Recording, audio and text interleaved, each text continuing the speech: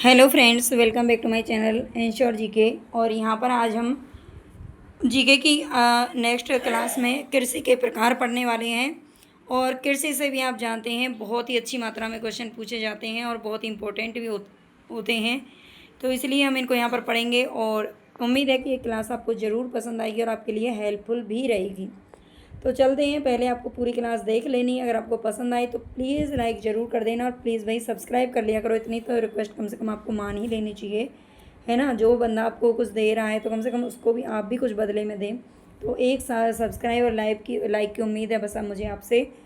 तो चलेंगे, पहला क्वेश्चन है हमारे यहाँ पर, कृषि किस प्रकार की मानवीय आर्थिक क्रिया है। तो कृषि किस प्रकार की मानविक आर्थिक क्रिया होती है, प्राथमिक, द्वितीयक, तृतीयक या फिर चतुर्थक। तो राइट आंसर हमारा यहाँ पर हो जाएगा प्राथमिक। जो कृषि है वो प्राथमिक आर्थिक क्रिया में रखी जाती है, ये फर्स्ट ऑक्यूपेशन में रखा जाता है, ये आपको ध्यान रखना है। आगे निम्नलिखित में से कौन सी एक नकदी फसल है।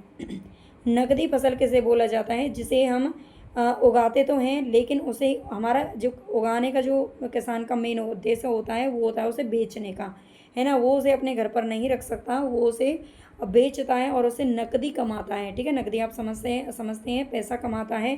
तो ऐसी कौन सी फसल है, गेहूँ, बाजरा, धान या फिर रबड़। तो इनमें से केवल देखो, धान भी वो घरों के लिए उगा सकता है, घर पर भी खाते हैं चावल, बाजरा और गेहूँ भी। लेकिन जो नकदी फसल है ये रबड़ होती है।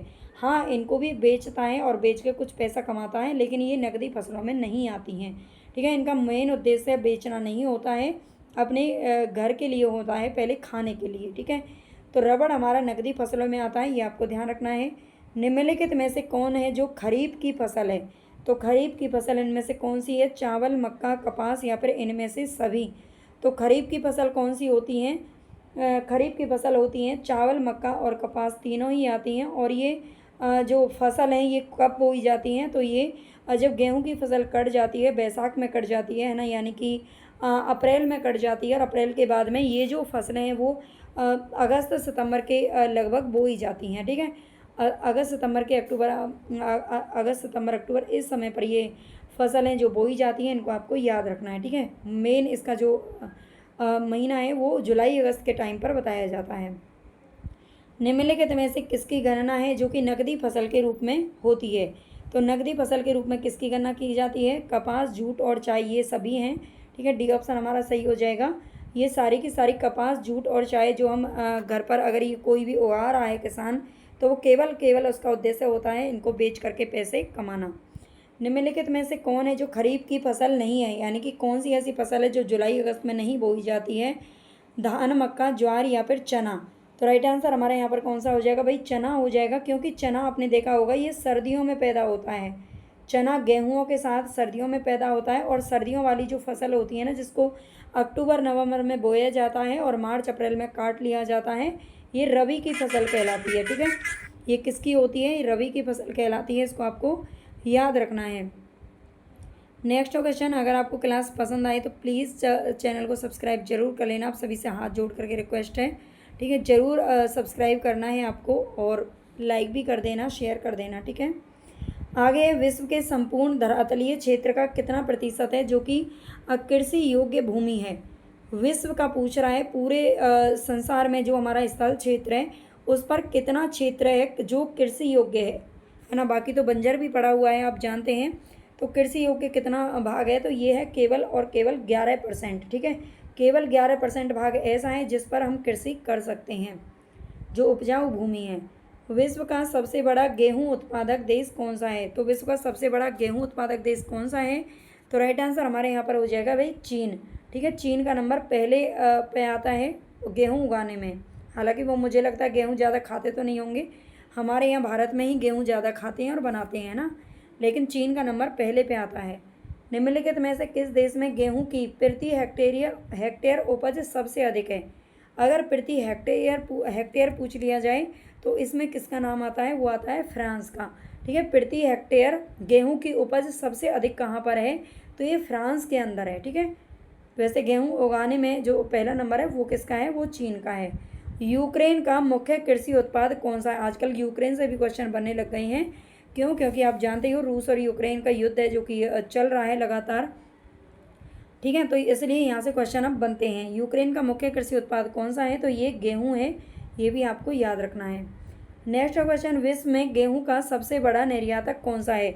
निर्यातक किसको बोलते हैं, जो अपने यहाँ से सामान दूसरी जगह पर भेजता है। ठीक है, अपने यहाँ मतलब जैसे कि मान लीजिए हमारे भारत में कोई चीज़ हमने उगाई और उसे बाहर विदेशों में भेज दिया, तो उसे हम कहेंगे निर्यात। और आयात का मतलब होता है सामान का आना यानी कि मंगवाना। ठीक है, वो आयात होता है। तो राइट आंसर हमारा विश्व में गेहूं का सबसे बड़ा निर्यातक देश कौन सा है, तो वो है भाई रूस। सबसे ज़्यादा चीन में पैदा होता है और फ्रांस में प्रति हेक्टेयर सबसे ज़्यादा पैदा होता है, लेकिन निर्यातक सबसे बड़ा है रूस, ये ध्यान रखना है। आगे, संयुक्त राज्य अमेरिका के गेहूं पेटी कहाँ पर पाई जाती है, व्हीट बेल्ट। संयुक्त राज्य अमेरिका की गेहूं पेटी कहाँ पर पाई जाती है, तो यहाँ पर हमारा करेक्ट आंसर क्या हो जाएगा, बड़े मैदानों में, इंपीरियल घाटी में, अटलांटिक तटीय क्षेत्र या फिर टेनेसी घाटी में। तो करेक्ट आंसर हमारा हो जाएगा बड़े मैदान में। ठीक है, जो बड़े मैदान है उनमें गेहूं की पेटी पाई जाती है। गेहूं की कृषि का आदर्श तापमान क्या है। गेहूं की पेटी वैसे नहीं कि गेहूं की पेटियां भरी होती है जैसे आम की पेटी आती, नहीं, गेहूं की पेटी यानी कि जहाँ पर गेहूं उगाया जाता है। गेहूं की कृषि का आदर्श तापमान क्या होता है, गेहूं की कृषि अगर हम करेंगे तो उसके लिए आदर्श तापमान कितना होना चाहिए, तो 15 डिग्री से 20 डिग्री सेल्सियस। ठीक है, 15 डिग्री सेल्सियस से 20 डिग्री सेल्सियस तक होना चाहिए। आप जानते हैं गेहूं की जो कृषि है वो कब की जाती है, रबी की फसल में आती है। रबी की फसल की जाती है भाई सर्दियों में। ठीक है, ये सर्दियों में उगाई जाती है और सर्दियों में आप जानते हैं 15 से 20 तक का ही तापमान होता है, 20 से 25, इससे ज़्यादा होता नहीं है। नील नदी के डेल्टा क्षेत्र में सर्दी के मौसम में कौन सी फसल उगाई जाती है। नील नदी आप जानते हैं मिस्र का वरदान, मिस्र को नील नदी का वरदान कहा जाता है।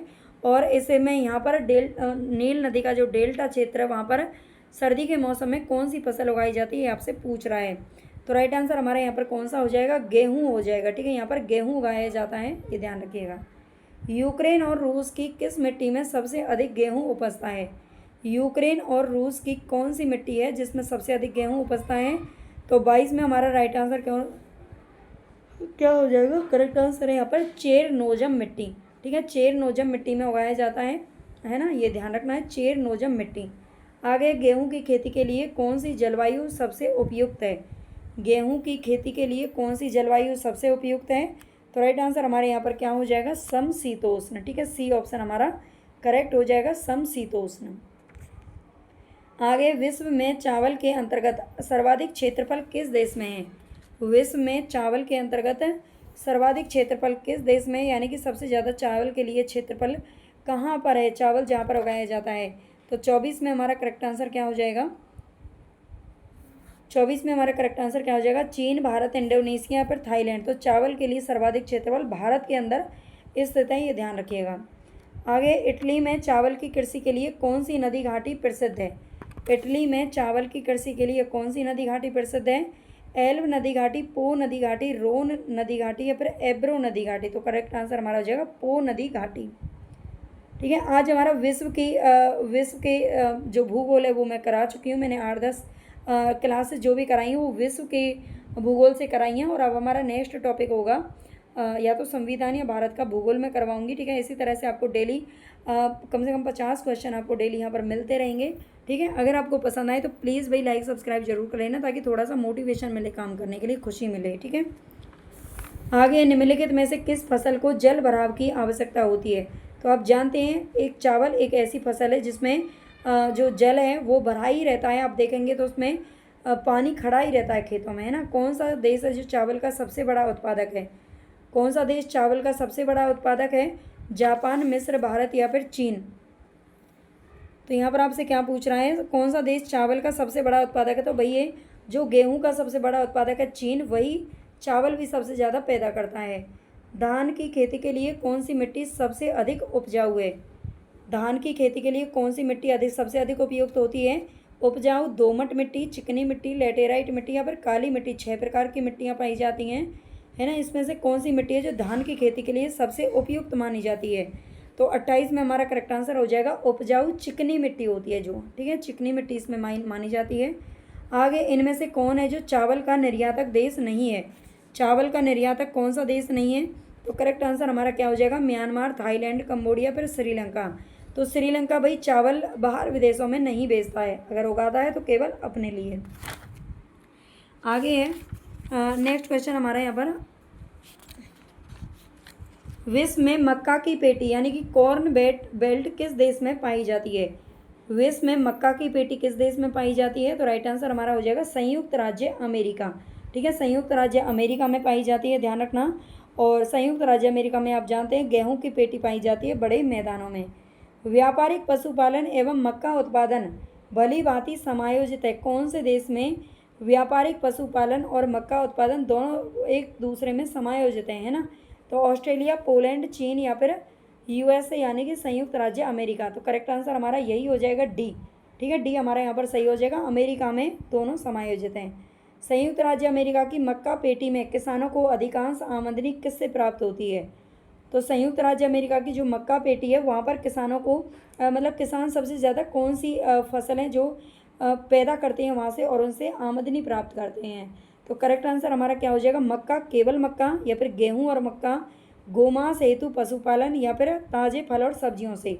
तो इसमें करेक्ट आंसर बी हो जाएगा, गेहूं और मक्का से मिलता है इनको। ठीक है, निम्न में से किसे मक्का का जन्म स्थान माना जाता है? मक्का सबसे पहले कहाँ पर पैदा हुई थी? तो राइट आंसर हमारे यहाँ पर कौन सा हो जाएगा? सबसे पहले मक्का का जन्म स्थान है वो ब्राज़ील से शुरू हुआ था। ठीक है, ब्राज़ील से शुरू हुई है मक्का, ये ध्यान रखिएगा, ब्राज़ील मक्का। निम्न में से किस देश में गन्ने की प्रति हेक्टेयर उपज विश्व में सर्वाधिक है? कौन सा देश ऐसा है जो गन्ने की प्रति हेक्टेयर उपज सबसे अधिक करता है? तो 34 में हमारा करेक्ट आंसर क्या हो जाएगा? करेक्ट आंसर हमारा हो जाएगा यहाँ पर हवाई द्वीप। ठीक है, भारत, ब्राज़ील, क्यूबा आपको नहीं करना, हवाई द्वीप हमारा सही हो जाएगा। हवाई द्वीप प्रमुख उत्पादक है किस चीज़ का? तो ये गन्ने का प्रमुख उत्पादक है ना? गन्ना सबसे ज़्यादा पैदा हवाई द्वीप के अंदर हो रहा है प्रति हेक्टेयर। आगे, निम्नलिखित में किस फसल का अंतर्राष्ट्रीय व्यापार नहीं होता है?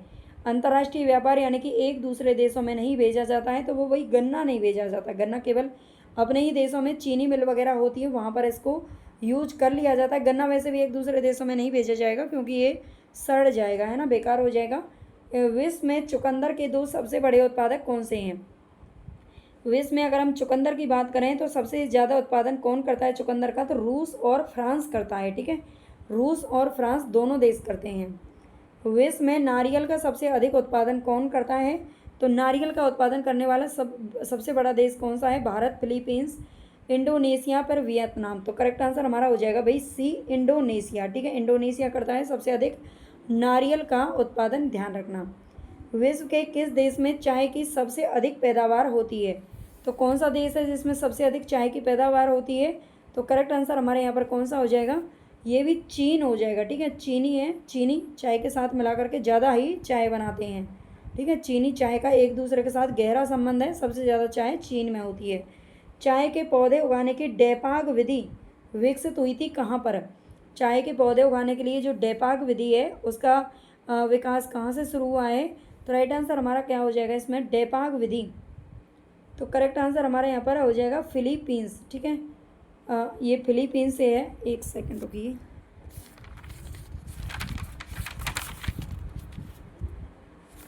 हाँ, फिलीपींस हमारा आंसर ठीक हो जाएगा। नेक्स्ट यहाँ पर हमारा क्वेश्चन 41 पे हम पहुँच गए हैं। ठीक है, चाय के निर्यात में भारत को किस देश से कड़ी प्रतिस्पर्धा का सामना करना पड़ रहा है? चाय के निर्यात में भारत को किस देश से कड़ी प्रतिस्पर्धा का सामना, यानी कि किसके साथ कंपटीशन है चाय के निर्यात में? भारत का किसके साथ कंपटीशन है? तो राइट आंसर हमारा क्या हो जाएगा? ये हो जाएगा भाई श्रीलंका। ठीक है, श्रीलंका के साथ राम रावण का युद्ध चल रहा है चाय के लिए। निम्नलिखित में से कौन सा देश है जो कि चाय का निर्यातक नहीं है? चाय का निर्यात कौन नहीं करता है? कीनिया, यूएसए, भारत या फिर श्रीलंका। तो 42 में हमारा करेक्ट आंसर क्या हो जाएगा? कौन सा देश नहीं करता है? ये यूएसए चाय का निर्यात नहीं करता है। ठीक है, यूएसए किसी को बिगाड़ता नहीं है चाय पिला पिला करके, है ना। विश्व प्रसिद्ध उलांग किस्म की चाय किस देश में पैदा होती है? विश्व प्रसिद्ध उलांग देश की किस्म की चाय है, ये किस देश में पैदा होती है? हमारे यहाँ पर बोलते हैं ना, अंबानी के लिए चाय वहाँ से आती है, नीता अंबानी के लिए पानी वहाँ से आता है, चाय वहाँ से आती है। तो ये अलग अलग तरह की इसी तरह की किस्में जो बाहर से मंगवाती हैं जो विश्व प्रसिद्ध होती हैं। ठीक है, तो करेक्ट आंसर हमारा हो जाएगा यहाँ पर ताइवान। अब ये तो मैं नहीं कहूँगी आपसे कि भाई उलंग किस्म की चाय नीता अंबानी पीती होंगी, ये तो मुझे नहीं पता है ना। और मैं वो सारी चीज़ें देखती भी नहीं हूँ ज़्यादातर। ताइवान हमारा सही हो जाएगा। आगे फजेंडा क्या है, बहुत बार ये क्वेश्चन पूछा जाता है, फजेंडा क्या है, तो करेक्ट आंसर हमारे यहाँ पर कौन सा होगा? मलेशिया में रबड़ के बागानों को फजेंडा कहते हैं, केले के बागानों को कहवा के बागान या फिर चाय के बागान, तो करेक्ट आंसर हमारा हो जाएगा फजेंडा बोलते हैं। ब्राज़ील में जो कहवा के बागान है उनको बोला जाता है फजेंडा। कहवे के कुल उत्पादन का 60% से भी अधिक भाग कहाँ से प्राप्त होता है? कहवे का कुल उत्पादन जो होता है 100% पूरे विश्व में, उसका 60% से भी अधिक भाग कहाँ से प्राप्त होता है? तो 45 में हमारा करेक्ट आंसर क्या हो जाएगा? लैटिन अमेरिका से हो जाएगा। ठीक है, लैटिन अमेरिका, ए आंसर हमारा सही होगा। आगे है मोचा। मोचा कहवा कहाँ पर उगाई जाती है? मोचा कहवा की किस्म है मोचा, और ये कहाँ पर उगाई जाती है? तो राइट आंसर हमारा क्या हो जाएगा? इराक, ब्राज़ील, अर्जेंटीना या फिर यमन। तो ये यमन देश में उगाई जाती है। ठीक है, यमन और मोचा, यमन देश में उगाई जाती है मोचा, और ये कहवा की किस्म है, ये भी ध्यान रखना। विश्व की कहवा मंडी के नाम से कौन प्रसिद्ध है? विश्व की कहवा मंडी के नाम से कौन प्रसिद्ध है?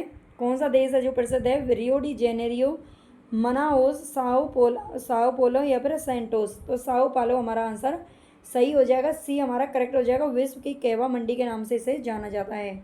विश्व का सबसे बड़ा कॉफ़ी उत्पादक देश कौन सा है? तो सबसे ज़्यादा भाई कॉफ़ी का उत्पादन कौन करता है? तो राइट आंसर क्या होगा? अर्जेंटीना, पेरू, भारत या फिर ब्राज़ील। तो ये ब्राज़ील करता है। ठीक है, ब्राज़ील हमारा आंसर सही है। भारत सर्वश्रेष्ठ उत्पादक एवं उपभोक्ता है किस चीज़ का? सबसे बड़ा उत्पादक भी है और सबसे बड़ा उपभोक्ता भी है ना। उत्पादन भी सबसे ज़्यादा करता है और क्या करता है? उपभोक्ता भी सबसे ज़्यादा खाता भी है। तो किस चीज़ को खाता है? दालों को। ठीक है, दालों को सबसे ज़्यादा। आप जानते हो हमारे यहाँ पर मोस्टली हर घर में एक समय दाल बनती है ना, मोस्टली घरों में बनती है, होटलों में बनती है, सब जगह आपको दाल खाने को मिल जाएगी। आगे नकदी फसल में सम्मिलित नहीं है। नकदी फसल में क्या सम्मिलित नहीं है? अभी आपके और क्वेश्चन है आगे, तो भागना मत। ठीक है, और लाइक ज़रूर कर देना जाने से पहले, प्लीज़ प्लीज़ प्लीज़। लाइक तो भले ही मत करना, सब्सक्राइब कर लेना भाई, है ना, रिक्वेस्ट है सभी से। नकदी फसल में सम्मिलित नहीं है, तो इनमें से कौन सी फसल है जो नकदी फसल में नहीं है? तो गेहूँ नहीं है। ठीक है, ये याद रखना। आगे कोकोआ के उत्पादन में कौन सा देश सबसे आगे है? कोकोआ के उत्पादन में कौन सा देश सबसे आगे है?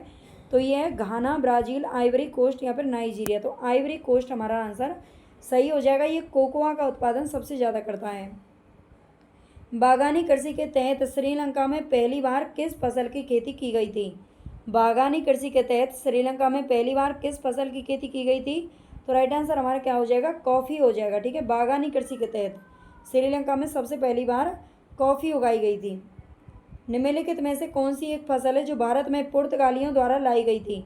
तो भारत में पुर्तगालियों के द्वारा इनमें से कौन सी चीज़ लाई गई है? अफीम, कॉफ़ी, चाय या फिर मिर्च? तो मिर्च लाई गई थी। ठीक है, जो लाल मिर्च चलती है ना, वो पुर्तगालियों के द्वारा लाई गई थी सबसे पहले। अच्छी बात है, मिर्च नहीं लाते तो आजकल किसी चीज़ में टेस्ट ही नहीं आता है ना।